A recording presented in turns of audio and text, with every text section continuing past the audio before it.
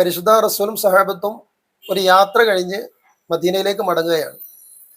മദീനയിലേക്ക് മടങ്ങുമ്പോൾ മദീനയുടെ അടുത്ത പ്രദേശത്തെത്തിയപ്പോൾ ശക്തിയേറിയിരിക്കുന്ന ഒരു കാറ്റടിച്ചു. ശക്തമായ കാറ്റാണ്. പരിശുദ്ധ റസൂൽ സ്വഹാബത്തിനോട് പറഞ്ഞു, ഈ കാറ്റ്, ഇതിന്റെ രഹസ്യം എന്താണെന്ന് അറിയുമോ എന്ന്. ശക്തമായ കാറ്റ് എന്ന് പറഞ്ഞാൽ വാഹനപ്പുറത്ത്, ഒട്ടകത്തിന്റെ പുറത്തും മറ്റുമായിക്കൊണ്ടൊക്കെയാണ് അവരുടെ യാത്ര. വാഹനപ്പുറത്ത് യാത്ര ചെയ്യുന്ന ആളുകൾ വാഹനത്തിന്റെ മുകളിൽ നിന്ന് മറിഞ്ഞു വീഴുന്ന രൂപത്തിലുള്ള ശക്തിയുള്ള നല്ല കാറ്റാണ്.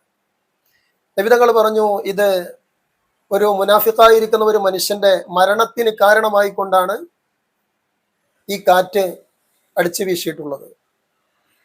ഈ കാറ്റ് കൊണ്ട് മുനാഫിക്കായിരിക്കുന്ന ഒരു മനുഷ്യന്റെ മരണം സംഭവിക്കുമെന്ന് പരിശുദ്ധ റസൂൽ പറഞ്ഞു. ബഹുമാനപ്പെട്ട ജാബിർ റളിയല്ലാഹു അൻഹു റിപ്പോർട്ട് ചെയ്യുന്ന ഹദീസാണ്. അന്ന റസൂലുള്ളാഹി സ്വല്ലല്ലാഹു അലൈഹി വസല്ലം ഖദിമ മിൻ സഫരിൻ ഫലമ്മ കാന ഖറുബൽ മദീന ഹാജത്ത് റീഹുൻ ഷദീദ.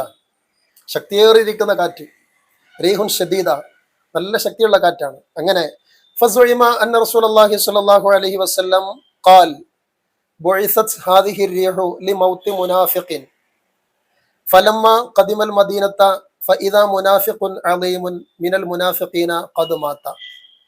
അങ്ങനെ നബി പറഞ്ഞത് പ്രകാരം തന്നെ മദീനയിൽ എത്തിയ സമയം അവർക്ക് വിവരം ലഭിച്ചു, ശക്തിയുള്ളൊരു കാറ്റടിക്കുകയും അത് കാരണമായിക്കൊണ്ട് ഇന്നാലിന്ന ഒരാള് മരണപ്പെടുകയും ചെയ്തിട്ടുണ്ട് എന്നുള്ളൊരു വിവരം സ്വഹാബത്തിനും പരിശുദ്ധ റസൂലിനും ലഭിച്ചു. അതാരാണ് എന്ന് അന്വേഷിച്ചപ്പോൾ നബി തങ്ങൾ പറഞ്ഞത് പ്രകാരം തന്നെ മുനാഫിഖീങ്ങളുടെ കൂട്ടത്തിൽ പ്രഗത്ഭനായിരിക്കുന്ന, ശക്തനായിരിക്കുന്ന ഒരാള് ആ കാറ്റ് കാരണമായിക്കൊണ്ട് മരണപ്പെട്ടിരുന്നു എന്ന് അവർക്ക് മനസ്സിലാക്കാൻ കഴിഞ്ഞു.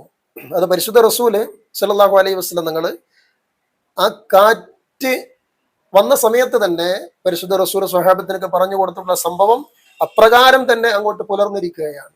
ഇത് സ്വഹീഹ് മുസ്ലിം റിപ്പോർട്ട് ചെയ്തിരിക്കുന്ന ഹദീസാണിത്. 2-ാം വാള്യം 370 പേജ് നമ്പർ.